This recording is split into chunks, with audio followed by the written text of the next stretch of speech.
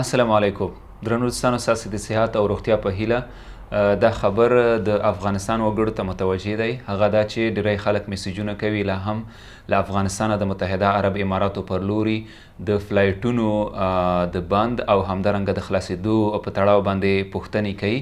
پرون یو خبر خپور شو د ځینو ملګرو لخوا چې ګواکې د افغانستانه د فلای امیریټس په واسطه فلایټونه خلاصیږي د اګست په 15 نیټه، خو نه دا خبر دقیق نه و.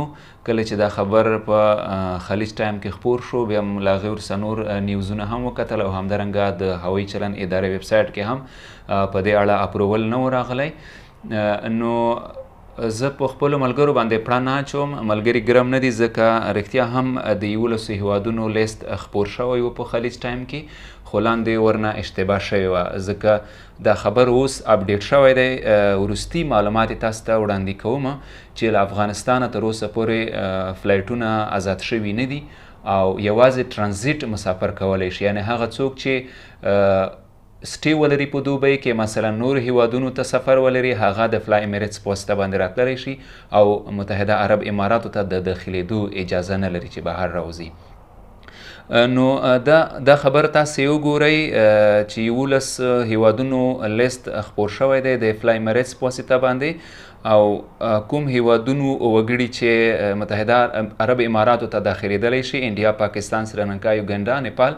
اپریټډ بای فلای دوبۍ، یعنې د نیپال اوسیدونکي د فلای دوبۍ په واسطه باندې راتلی شي، او پاس 4 هیوادونه د فلای امیریټس په واسطه باندې راتلی شي چې پخوا پکې نایجیریا هم وه، خو اوس سسپینډ شوې ده. او لاندې بیا لیکل شوي کسټمر ویل only be allowed to transit through UAE from the following countries، یعنې د دې هیوادونو وګړي به یوازې ټرانزیټ، لکه وړاندې چې ما یادونه وکړه چې سټې به ولري، که څوک سټې لري په متحده عرب اماراتو کې او بیا وروسته نور هیوادونو ته ځي، هغه کولی شي چې د فلای امیریټس په واسطه باندې نور هیوادونو ته راشي، یوازې د سټې اجازه لري. دننه اماراتو ته د داخلېدو اجازه نشته چې افغانستان، بنګلادیش، اندونیشیا، ساوت افریقا. نو تر دې دمه وروستي معلومات دا دی چې متحده عرب اماراتو ته له افغانستان نه څوک نشي کولی چې راشي. که چیرې نوي او تازه معلومات راغلل، موږ به یې له تاسو سره شریکوو.